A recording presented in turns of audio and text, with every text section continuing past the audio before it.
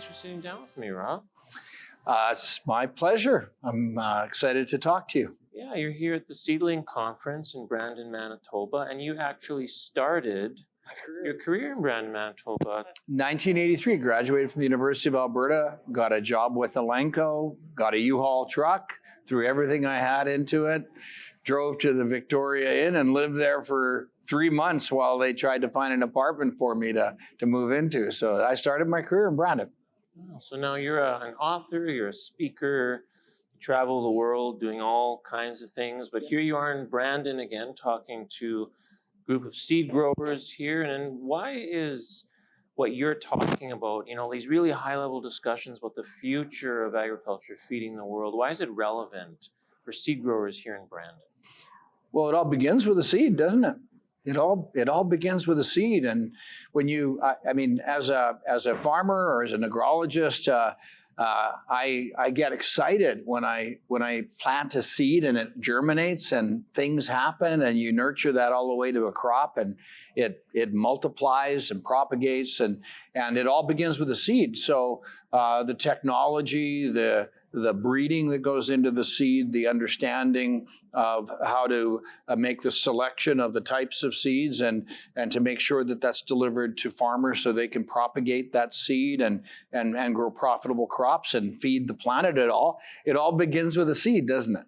That's true. And then in terms of what you're talking about, feeding the world, adopting new technologies, and the sustainability, making consumers happy, and all these different things. What's the most important thing for this audience to understand about that?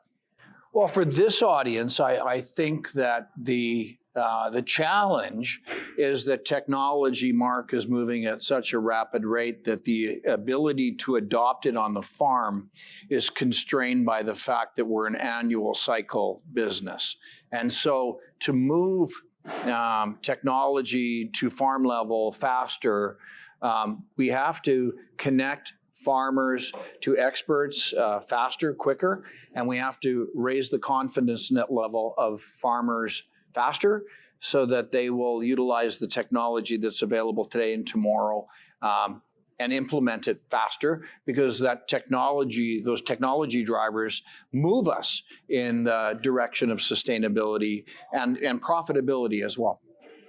You're working on a new book. This will be your third book. What can you tell us about that? The book, so I've written the Agriculture Manifesto in 2014, 10 key drivers that will shape ag in the next decade. It's a decade old now, and it's pretty much on the mark.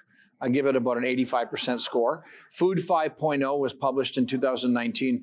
The next book I'm working on is Pragmatic, with a capital A and a capital G.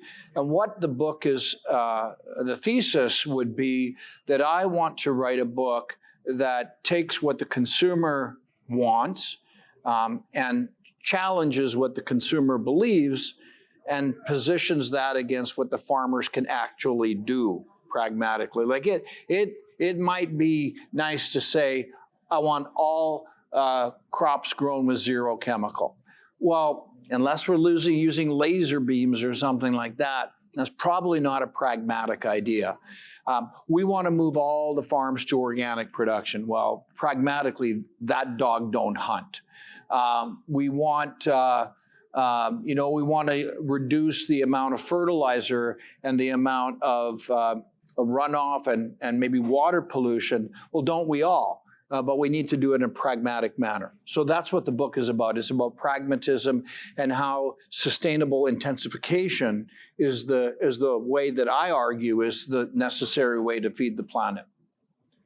We're headed into New Year, 2024, and I know you've got more travels coming. What's the top thing on your agenda now for 2024 in terms of talking to the seed industry? Well, in terms of the seed industry itself, I think that the ability to connect to experts, which I'm working on through the platform that we've built called AGvisorPRO. Mark, I believe that the ability for farmers and experts and companies to connect. That ain't LinkedIn, that ain't Twitter, that's not TikTok.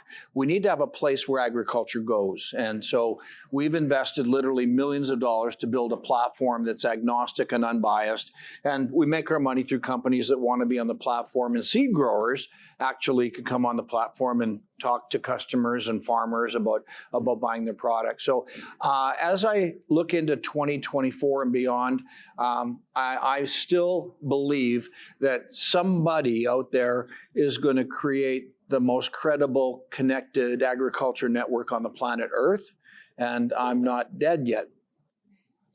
That is true. That's a good aspiration. Well, and that's what it's about now with social media, everything else, trying to cut through that noise and get through to people and you know, try and be the definitive person who does that. Well, wouldn't it be cool for teachers to have a tool where they could post questions from their students, knowing that the questions were answered by verified farmers and ranchers?